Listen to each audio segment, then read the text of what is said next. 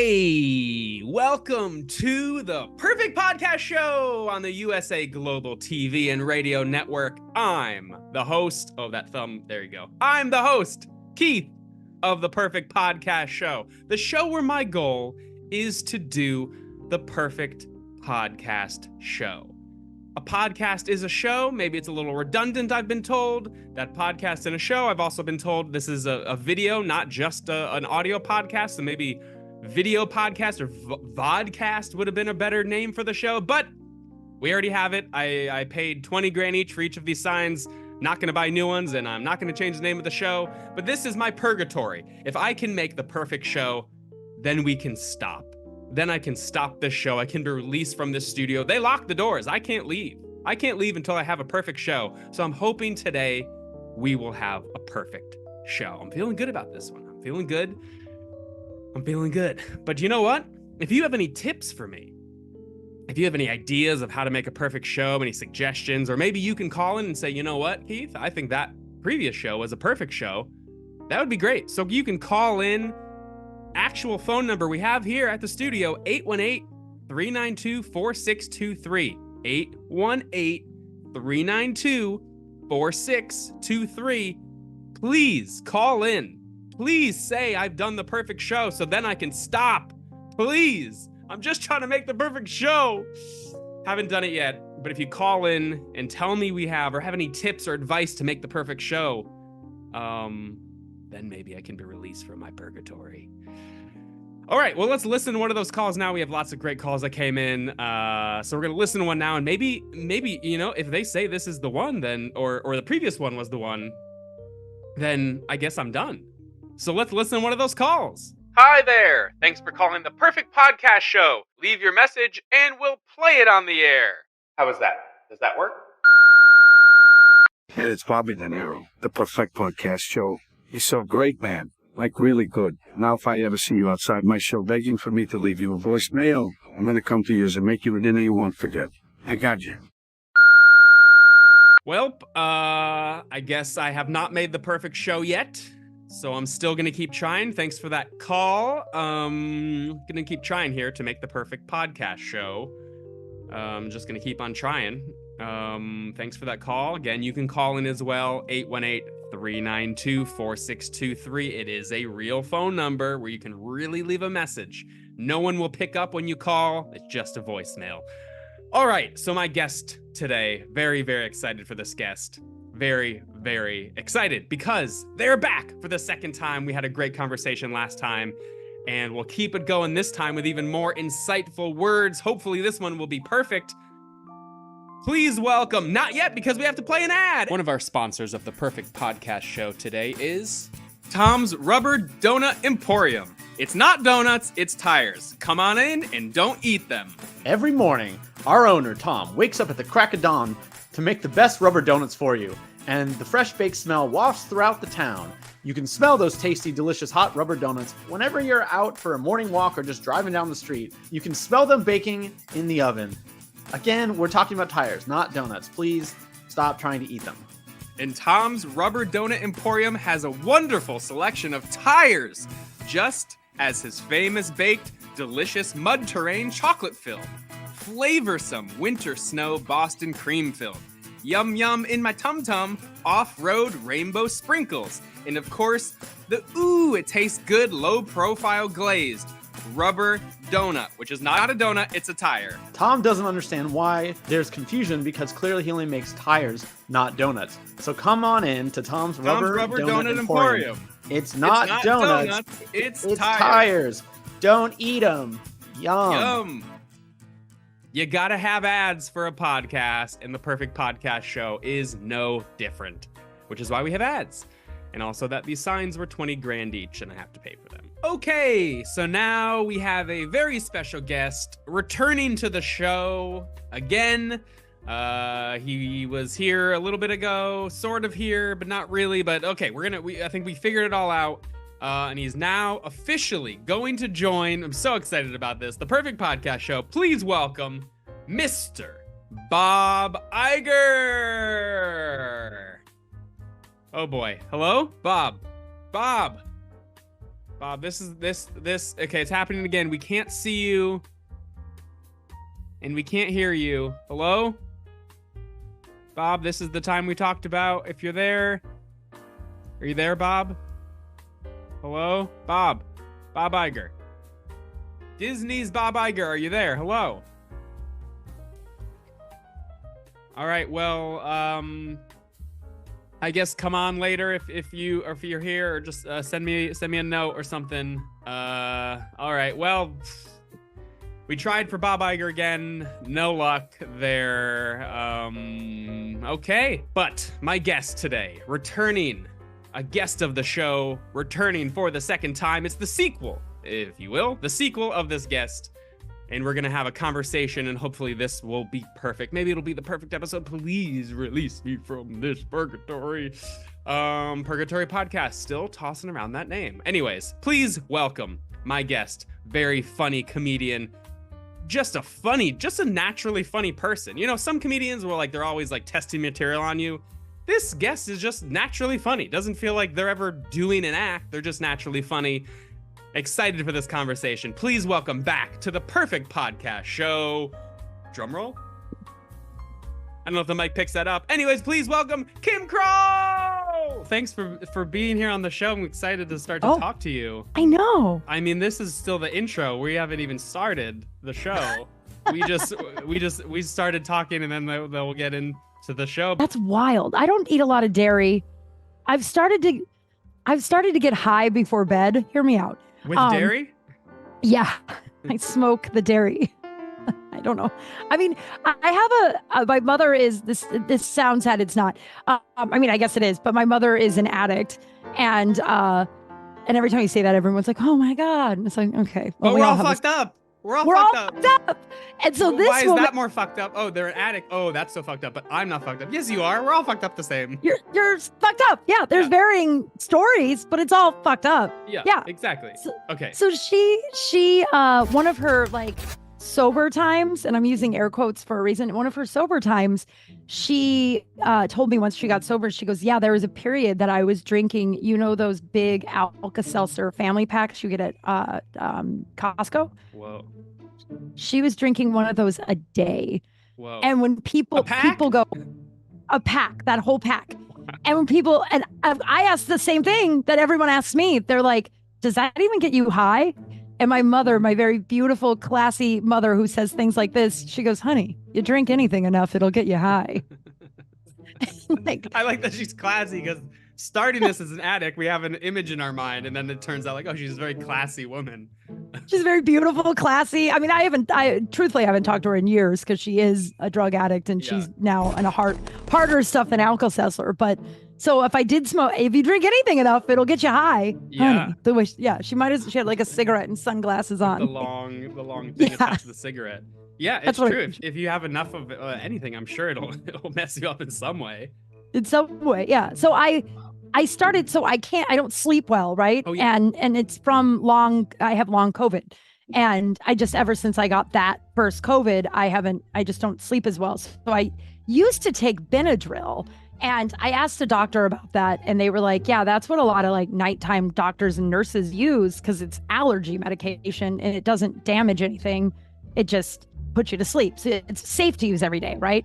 But then somebody was like, why don't you try gummies? And I'm like, well, I'm not really a marijuana person. Like, I don't understand how people get high and then just go out into the world and then just interact with others. There are people who are high all the time. I know. And I'm like, how do you... I went to an open mic that was at a green room weed shop, and it was, so everyone was smoking inside, and I can't go back there because I have respiratory stuff, and it fucked me up for like 4 days. But I left, and I was driving home, and I was like, oh my God, I'm high. Oh my God, I'm high. And I texted my buddy, and I was like, do you drive home high every week after that mic? And he goes, well, yeah, I had some blunt. And I was like, how do you drive? I was secondhand high, and I couldn't drive. Wow. It's just, you gotta go all in. Okay, so then you have gummies that night. So I started taking gummies, and they work, but you have to take them at a certain, like, it's a science. Like, it has to be at a certain point, because otherwise, if I take it too late or too early, then I'm just super high, and I'm having a good time, Like alone high, I have a nice time. Yeah. But I want to do something else. I don't want to have to take something to go to sleep, if that meant. But wait, so if you take gummies too late, are then you high in the morning still?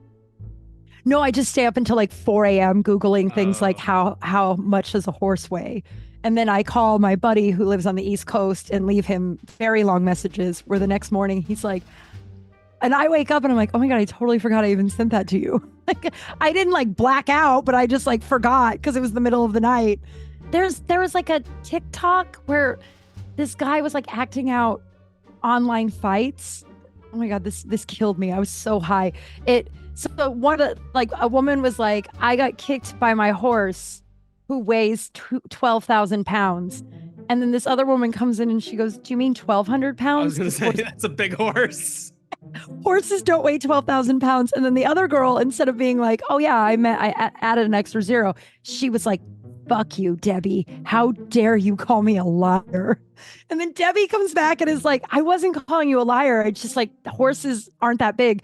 And she's like, they are. At least my horse is that big. So then I'm crying. I'm laughing so hard. And then I'm like, how much does a horse weigh? Yeah. So I go to Google and I write how much does, and then Google finishes it a horse weigh, and I fucking lose my mind. I'm like, enough people have wanted to know this information, and I'm crying. So then I call the guy is like my brother. I call him and I'm like explaining. I'm doing what I'm doing now, but I'm like crying. I can't get out the words. I'm laughing so hard. Horse weighs like 3,000 pounds, 1,200 to 3,000 pounds, something like that. Yeah, 1,200. Everybody went on that same journey that they had a gummy, they watched this video, then they had to Google it, and that's why Google's like, we know exactly where you are. We know you want to know. Here's the information. It's not 12,000 pounds. Everybody thinks that. This one TikTok. Oh my gosh. So I've been dabbling in that, but I still don't understand how people, because a lot of people are just high all the time. Yeah. Like, and then people say you can microdose it. I don't know if you've ever tried that, but I don't think it's a thing. If you have a little bit, you're high. yeah. I don't think you microdose it. You're like, oh, I microdose. No, you just got less high than you normally are, but you're still high. But you're still high. I have 2 gummies in my, I have a little cookie jar that my grandma made me. Oh, nice. And so I have all of my drugs in there, which she would not have been all right with that. She was a very, very devout Catholic lady. Oh, yeah. So you said you don't partake in drugs, but it's filled with drugs, or just? I mean, not drugs like ecstasy or anything crazy. I mean, when I do that mic, which I've done, I did a show and 1 mic, and I can't go back because it's so smoky. Yeah. They gave me 2 joints Okay. and a blunt. Okay. You know, So I have those. And then I did it. She would love having that you're using that cookie jar for that. She'd love it. Yeah, I'm like, I think I'm the only one. She made a bunch of them for our family, and I think I'm the only one that still has it. So Yeah. at least, yeah. And then I did user generated content, UGC work, Oh, okay. where they like send you a product and you go, oh my God, this water bottle is so great. And then they put it on Instagram. Oh, that's what it is. Okay. Yeah, I do a lot of those. Nice. If you want to get into it, I'm gonna install a bidet right after this. And I Oh, have yeah, to make a I video. do. I want to know all about that, honestly. Yeah, and I actually will send you if you want to make those videos. It's like Yeah. a weird way to make money, but it's like it adds up. So anyway, so there was a edible company that sent me 3 big edibles, and all I had to do was just make a video about them. But you weren't allowed to say marijuana. You had to say the good stuff, like. I like It'll this make idea of the video. It's like this is good stuff, and then like, whoa, how much does a horse weigh? And then it's just a video of you going, hey, calling your friend, get a horse. And it's like, so anyways, enjoy the good stuff. The brand sends me a message. They're like, this wasn't exactly what we had in mind. It's just a live stream of you for like 6 hours. Like, horses, how much does the biggest horse weigh? And I'm Whoa. crying. I'm laughing so hard. That'd be a good, So I just keep- super cut of that. That'd be a good video. That'd be great, but I don't think they Wouldn't like that. I think they, Oh. I mean, I had a good time. So I have Yeah. that in the cookie jar. And then Okay. I have 2 gummies that my friend gave me that are supposedly microdosing mushrooms. And Oh, this is not where I thought this was going. I was like, microdosing, Yeah. yes. Oh, mushrooms. Switch. but I've never done mushrooms. Have you ever done mushrooms? I have. So you have microdose gummies of mushrooms. Yeah, stuff. I mean, psychedelics, it's scary, or anything that's strong is scary. I know people who just will like pop anything, and I'm like, I don't know. If you're not in the right place, it can be traumatizing and then make you more fucked up than you already are. Yeah. I, in college, did a lot of ecstasy. Not a lot, like maybe a handful of times. Not like Just a to handful. where, just, yeah, I ate a whole once, the whole, but I did it with like a group of people, and we would all take our pill at once. And this apparently makes me a sociopath. I would pretend to take my pill, and then I put it in my pocket, and then I would wait an hour. And if no one died, I would take my pill. My buddy, That's because the smartest thing you could possibly do, I think. If you're in a place where it's like casual recreational drugs, it's probably the smartest thing. where you don't know where they came from. Kids die of drugs all the time, right? Especially back then.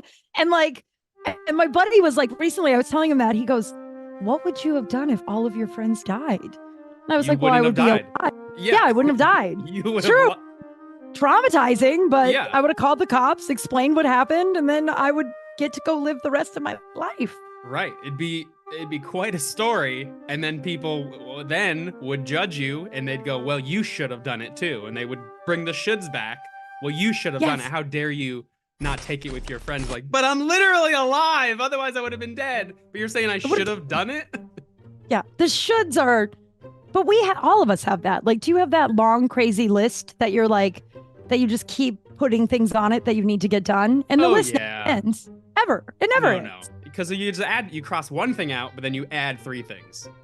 Yeah. Never And I have ends. ADHD, so I have learned, in order to stay focused, because my brain I'll be like typing something up, and then my brain will be like, hey, I wonder why World War I started. I forgot that.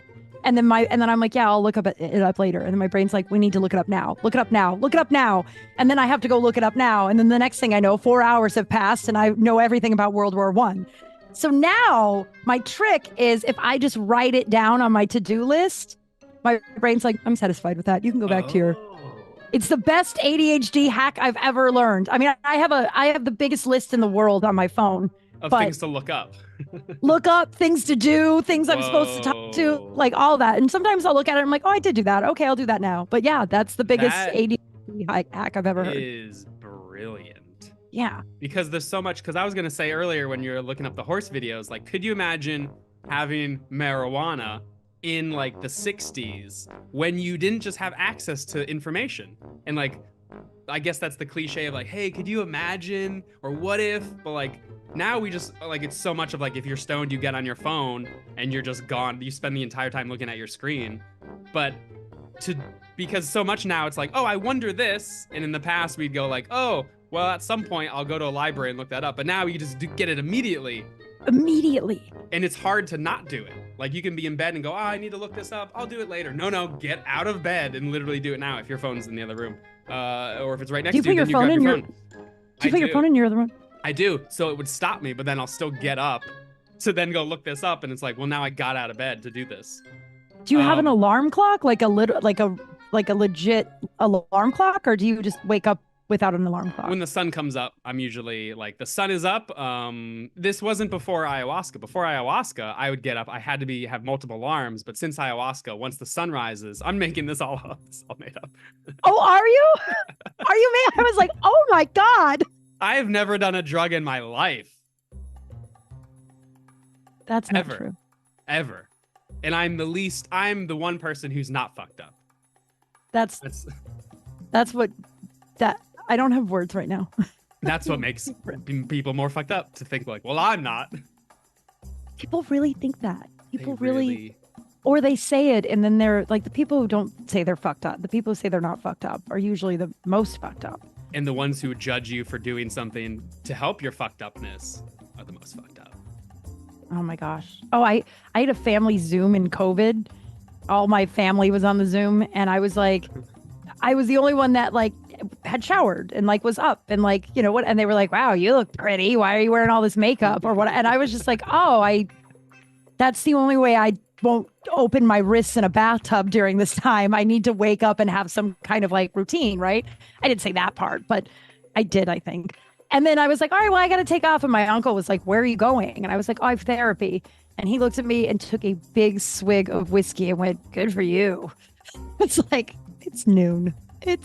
Yeah, that group was like, well, we're all fucked up doing our stuff. How much of like a mess can you be? And you're like, well, I'm doing what I can. But how dare you? How dare you clean up? How dare you go to therapy? How dare you? You should have just been drinking that Maker's Mark. I remembered it this time. So embarrassing. I don't think I could date somebody who thought Maker's Mark was a good whiskey. I know that sounds... It says a lot. It's because like, if you think that, then what else do you think? Like, you're not aware of other things, which if you're not aware of at least if you're not aware of other whiskeys, like you can know, like, I know there's better stuff. Scotch, right? At least if you know that, you know there's other things. But if you're not aware that you think Maker's Mark is like the best whiskey, what else are you not aware of? And how have you made it to almost, like, I think he was like 47, I think. How did you get this far along without knowing about other stuff? You're like, I'm going to give...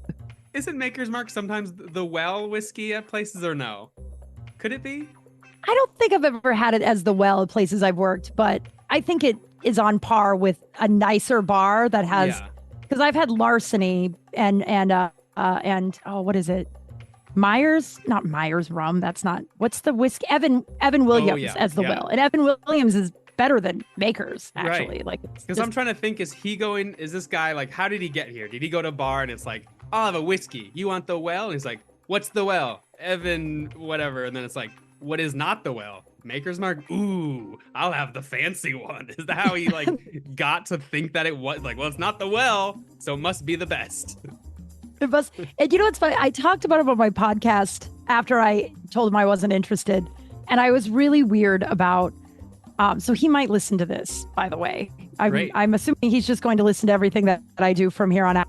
So I was weird. I don't have my name on dating apps. Like I'm not on the dating apps anymore, but I'm really Googleable. Men have just shown up. You know what? I've just for my own safety. So I just have my first initial.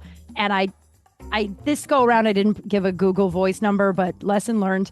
And he was like very conscious of my boundaries. Like he gave me his last name and I was like, okay, well, I'm not ready to do that. And he was like, I just want to establish trust. So you know that he's like, I know women get unalived more than we do, right? So he was so the following week after the whole drunk in a park situation that I told him I wasn't interested, I talked about it on my podcast for like maybe 20 minutes, right? I told the whole story. I had some jokes, whatever. It was fine. Keith, he sent me the longest text message I have ever received from anyone. It was so long. He not only Googled me, then he spent an hour of his life listening to the podcast of a woman who said she was not interested. And then he took said podcast to his therapist, where his therapist agreed with everything I said. He argued with her. Then he said he realized that she was right. I mean, this is all in the text, by the way, where I was like, and he was like, but just so you know, she's not my boss. So I'm not going to stop dating just because she told me I should. And then he thanked me for changing his life. And I the only response I could think of to say was, make sure you like and subscribe. Yeah. I mean, I just didn't respond, but I was like, that's the only thing I could think to say. Wow. It was just like, thanks for listening. That's the example of like someone like, oh, she's still in love with me. Like, and it's still obsessed. Like, dude, we didn't even go out. Get over this. Why are you messaging me? What? Like, are you going to tell your therapist you sent this message? Because I'm sure she's going to have some more opinions about that. Because that is. But that's okay. She's not his boss, so he can tell her things, but he then can do the opposite. What an odd. Oh man, I saw that, but that's the should thing where women should. I sent it to a few friends thinking it was kind of funny, and oh, that's so nice. Maybe you should go out with him. And I was like, this isn't nice. This is psychotic behavior. This is a man who's already made up a relationship with me. Like he in his head. We dated. Yeah. I'm an ex at this point. Oh, yeah. Yeah. And still possibly going to be back together.